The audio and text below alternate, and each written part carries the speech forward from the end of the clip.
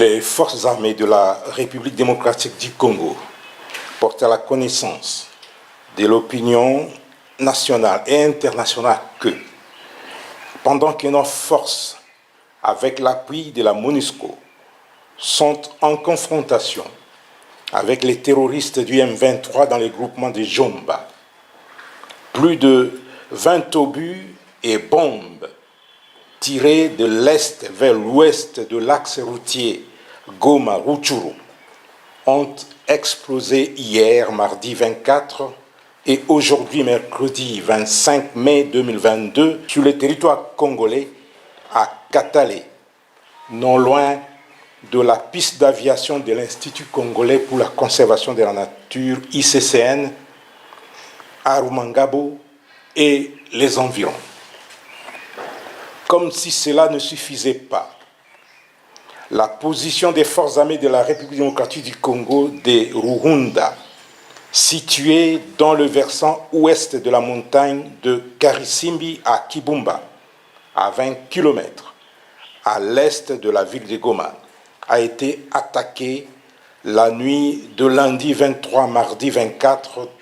mai 2022 à 3 heures du matin. Les combats se sont poursuivis jusqu'aux petites heures du matin et les forces royalistes ont repoussé l'ennemi. Dans sa débandade, l'ennemi a abandonné des armes et des effets militaires récupérés par les FARDC. Il s'agit notamment d'un mortier 60 mm, d'une arme AK-81, de 8 roquettes anti-tank, d'une chaîne de munitions de l'arme PKM,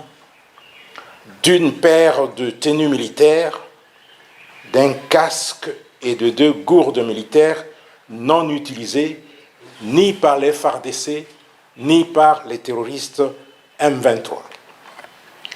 Le matin de ce mercredi 25 mai 2022, les positions des FARDC de Kibumba et de Jomba ont été une fois de plus attaquées.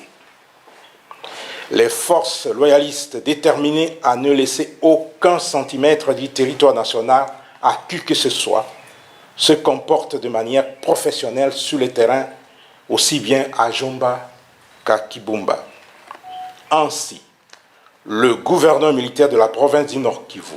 et commandant des opérations a saisi le mécanisme conjoint de vérification élargie de la conférence internationale pour la région des Grands Lacs pour les investigations sur l'origine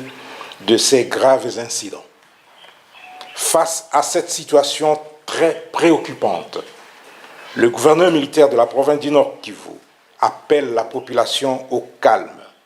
à la vigilance, à ne pas céder à la panique, à faire totalement confiance aux forces armées de la République démocratique du Congo et à dénoncer toute présence suspecte auprès des forces de défense et de sécurité.